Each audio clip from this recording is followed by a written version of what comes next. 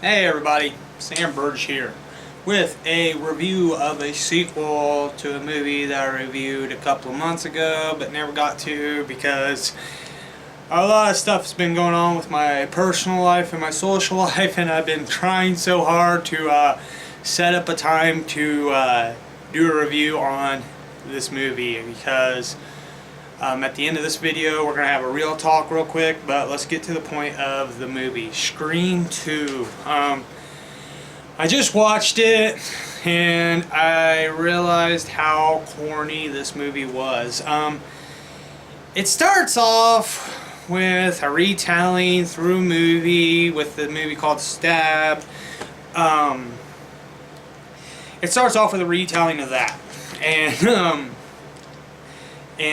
this couple that's in the movie theater get killed, and it starts the whole story for Scream 2 to start off with, because Sydney now, instead of being in high school, she is now in college, and it's pretty nice to see her have a new fresh start in the movie series. Sydney's a really strong character, and I really appreciate the characterization of Sydney. But there's one thing that really kind of gets on my nerves, but it's like Scream, I'm just going to say this, Scream is a parody of horror movie slashers, and basically what we're getting from it is, Scream is a parody of horror slasher, and this is what part 2 is actually doing, is making fun of sequels. So it's a sequel of a movie making fun of sequels in a sequel, which Scream 2, well, I don't know, beg to differ. Sydney's friend in the movie, who's basically a movie knowledge guy, he's a nerd for horror movies like me. I mean, I can't name off all the characters because I've really noticed that a lot of characters that don't get their name said a lot end up usually dying in this movie, which is kind of weird. But I mean, this movie kind of just takes off from there. It's Sydney in college. Now the murders are happening again, except for this time it's not happening in Woodsboro, it's happening at the campus, which is kind of a neat little twist. I really felt like the beginning of the movie was just a whole ton of repetibility. It was just like, okay, everybody's here. You got Sydney, you got her friend, her new boyfriend, you got fucking Dewey, you got Gail Weathers, and it's just kind of like it's repeating itself, but not in a way, because this time you're trying to think of, well, the boyfriend's dead, so who else in this world has a motive? So the thing is now is it's like they want to think that somebody's a copycat killer, like somebody is literally just copying the same murders from the first movie, which they kind of are, because they hint it in the police station when they go over the names of people who have been killed who are probably related to these murder spree. Which isn't really bad, because it kind of makes sense, because it's like it's making an alibi, because what the killer is actually doing in this movie is becoming a copycat killer. But there's a big twist, and I've seen this movie tons and tons of times before, but it's just more or less boiling down to what's going on now. Well, basically what happens is the killer is manipulating Cindy, thinking that this guy's going to do the same thing, he or she, because that's what they say throughout the whole movie, because they don't know who has a possible good motive against the killer. Or, what could be this, who could be the killer? Like, they are, like, going through there thinking that Dewey could be Gail Weathers, a couple of the girls from the campus that Sydney's a part of. Like, there's, like, dozens and dozens of names that they go through trying to think who it is and what. Well, surprise, surprise, this movie does have a really big plot twist. Because what I love about the most, I'm trying to explain, is like, what I love about the the plot twist the most is like, because you never suspect it. The killer, in fact, is Sydney's boyfriend from the first movie, but it's his mom. Yeah, surprise, surprise. I didn't believe it at first, but then like she talks about her motive and stuff, and just like how she's pissed off because her son was murdered and she's taking her revenge, which is kind of what some sequels do. You know, there are some sequels where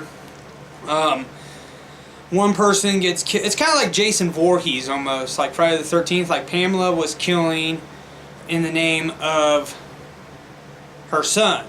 And in the second movie, in the first movie, Sydney's boyfriend basically was killing for revenge because Sydney's mom, if you've seen the series, Sydney's mom was kind of a, I don't know how to really put it without being too gratuitous, without being too harmful with the word, but she was kind of a town bicycle, basically. Sydney's mom was kind of sleeping around with everybody, which in the third movie, when I do the review, you'll understand that a lot better when I'm talking about, because I've seen all 4 of the movies, and I love them.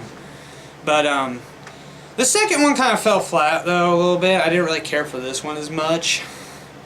But I did like the kind of like motive she had, because she was basically killing to revenge her son. But it was kind of a loose base. I didn't really care for it. It was kind of a loose base horror movie.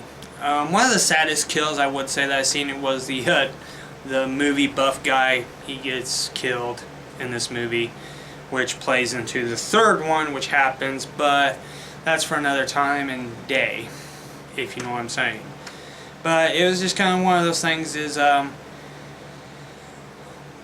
I like the second one, but holding up to the first one, I definitely say the first one does a lot better. What the second one basically, I think what makes it fall flat is because it's the whole scenario of a copycat killer, which is kind of iffy in my taste. I don't really care for the scenario of a copycat killer, because that's kind of like what the town that dreaded dusk. It was the town that dreaded dusk. They kind of did that with the newer movie. They made it where the killer was copycatting the kills from the first movie, which is what Scream does too. It's a copycat scenario. It's just that it's somebody copycatting the kills to throw everybody off because they think it's going to end the same. It's going to be Sydney's boyfriend, which throughout this whole entire movie, Sydney's boyfriend is basically always like getting pinpointed, because there's a scene where he gets cut in the arm, misses all the arteries, but people won't realize it's like with this scenario, because it's like the killer did that on purpose. Like the whole entire time, the killer is always setting Sydney's boyfriend up to look so suspicious in this movie, which is a good way to do it, you know. It's throwing everybody off, you know. Everybody's like, oh, it's a copycat, so everybody thinks, boom, you know, it's going to repeat itself, which it's not, because that's why the plot twist is so much better. Finding out it's Sydney's boyfriend's mother, which isn't too bad. I mean, Sydney's boyfriend was actually, throughout the whole movie, was really actually a sweetheart. He was really nice. He was really sincere. And, like, she makes a comment. She's like, wouldn't this be somebody nice to bring home to mother? And he gets offed. But, all in all, I can really say is, like, I really enjoyed Scream 2. It's a decent sequel. I'd say decent. Not much more. And I wouldn't really, honestly, I mean, for a decent sequel, I still wouldn't put it up against with the first one and say that the sequel was better. I know it's kind of irony, because throughout the whole entire Scream movie, Scream 2 movie, they're basically like nagging and making fun of like sequels. Like that's the whole point to Scream though. It's like the whole point is to make fun of horror movies, but take it, it's like trying to be serious but making fun of it at the same time, which is, it's an alright scenario, it's an alright, you know, thing to do, but it's just like, for a sequel, that was kind of, that was way off. Like, it was just way off to do. I just don't think they should have done the whole copycat killer thing in the first, in the first place. They should have never done it. They could, because in the third movie they switch it up, which when I review it, you'll probably hear me praising the third one better than the second one. But I don't know, I just did not really care for the second one as much. I mean, I like it, but I don't really care for it. But I mean, that's the thing with sequels. They else do good or they else do bad. It's kind of, or sometimes, you know, the second one surpasses the first one. But in this case, I don't really feel like Scream did any of that. I don't feel like Scream 2 could do that, because it's kind of hard, because it's like I said before, the whole entire franchise, the whole entire trilogy or whatever, 4 movies is basically, it's making fun of horror movies, but I think once you get over the second movie and the third and the fourth, it plays out decent. It plays out pretty well too, you know, it doesn't play out too horrible, but it's just like, I always feel like the second Scream is that little lump that it's like, eh, and then like the other two just go smooth. Like, you know, Scream, awesome. Scream 2, and then like 3 brings it back up, and then 4 just... 4 ends it all. I'm pretty sure 4 was the very last Scream we'll ever see. And I'm not going to talk about the MTV series, no. No offense, anything that comes out that MTV's made, I'm not going to comment, because I don't really care for MTV shows, you know. I never really cared for it. MTV was music, not the reality and all that other bullshit that came in 2000, where music videos are rare to see. They literally are. Like, music videos on MTV are rare to see anymore. Unless it's changed since then, I don't know. But that's just my prime example of like showing like how I feel about the second one. I just feel like that second one kind of divvied in on the low ranking side, and then the third one picks it up, and the fourth one does well too. But all in all, I think the second movie just did not far exceed its expectations. It did good story-wise and plot twist, it did good, but just like the setup and the execution of this whole, like, you know, the copycat killer thing, it was okay, but I just felt like it's kind of like how the whole entire movie does every time, where they play the scene with the girl with the popcorn in the beginning, the whole "hey there, Sydney, what's your favorite scary movie" and all that shit. Like, that gets repetitive. Because really, honestly, not every horror movie does that, where it retells the first movie, boom. I mean, there's some that's like when it gets in the farther, like, sequels, and like, you know, it's been a couple of good decades since the other ones came out, and there's a nice little refresh cap of what's happened, like in Friday the 13th Part 7, The New Blood, where they do the intro and sort of like give people who are fresh and new, like a new generation of idea of who Jason is and like his whole backstory, just in an opening credit. But with Scream, you'll notice it every damn time there's somebody's playing the movie, or they're all watching this movie and it plays that same scene. It's just god-awful annoying. But I'm not going to drag this on anymore. Y'all have a nice day. Stay tuned. Let's have some real talk.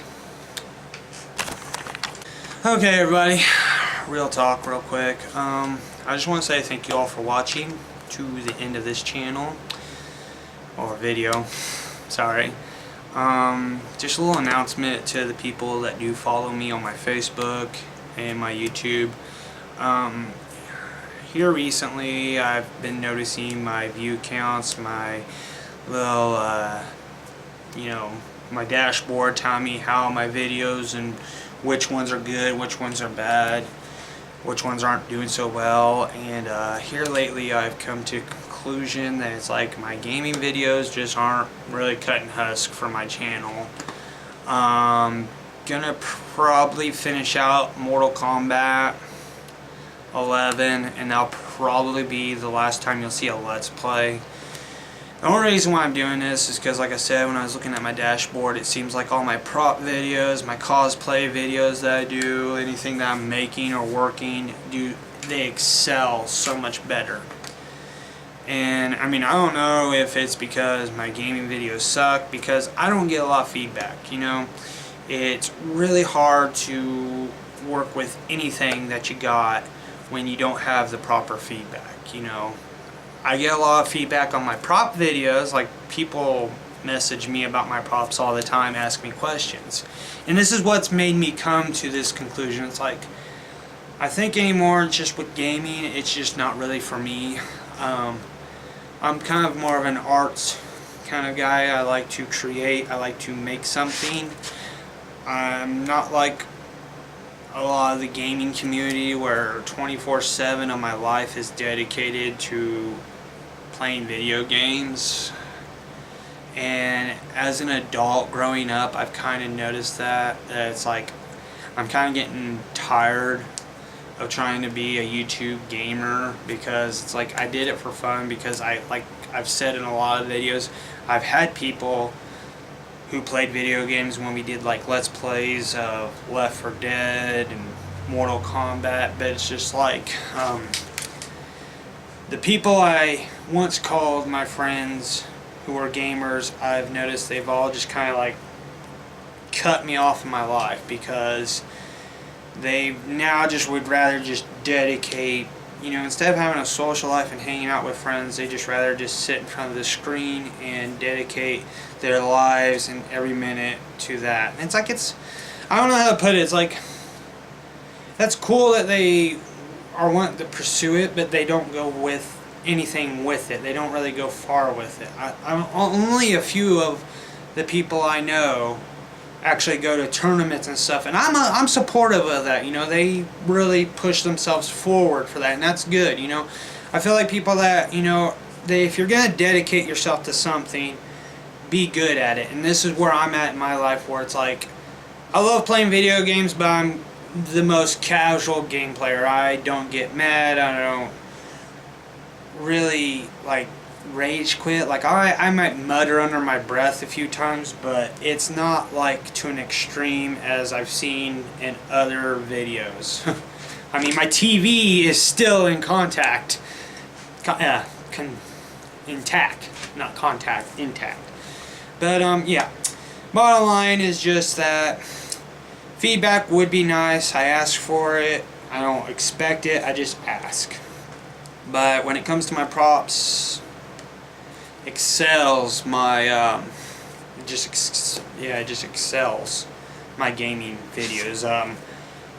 So I just want to say thank you all for watching, and just to let you know, MK11 is probably going to be my last Let's Play. If you do see video game play, like I said, you probably won't after MK11. It's probably because I really like the game. That's about it. If I upload it. From here on out, I'm kind of going to dedicate my channel to my prop building, my video reviews like I do. I'm trying to do better quality. Definitely better quality, because I do want to do better quality. You know, feel free to comment your thoughts below. Anytime, if you're subscribed to me and you see a video and you actually watch it, give me some thought, give me some feedback. I'm open to it. I'm not going to get aggressive if somebody attacks me with words saying how my video sucks or anything. I'm going to learn from it and try to improve it. That's my ideal goal in this whole entire scenario. And that's why the gaming part's just going away. And I'm not really going to be mad because I'm just tired of dedicating hours and hours and hours of editing those videos so people can enjoy them. And it's just like my view counts. Like this video was uploaded a month ago, 4 views. So it's like I don't want to dedicate my time and energy on something that's not really pushing me any numbers, but then I'm kind of like abusing and sacrificing the actual videos that push my views up. So this is just the real talk. I hope you all enjoyed the review of Scream 2. Sorry if I rambled on a little bit. It's just more or less me blogging about my opinions about it. I'm not, like when I blog about my opinions on a video, like when I was doing the whole did I watch this as a kid video, it's just me expressing myself. That's all it is. But you know what? Everybody has their own opinion, so feel free to opinion down below in the comments. Feel free to subscribe, hit the like button, hit the bell button, because I guess that's a thing. Get notifications when I upload a video. Feel free to comment. I won't attack you. I won't delete you. Now if it's something stupid, outrageous, you know, somebody, I guess, doing whatever the hell it's called, the trolling or whatever, then yeah, I'm gonna fucking not really give a damn. I've had a few of those. But thank you all for watching. Have a nice day.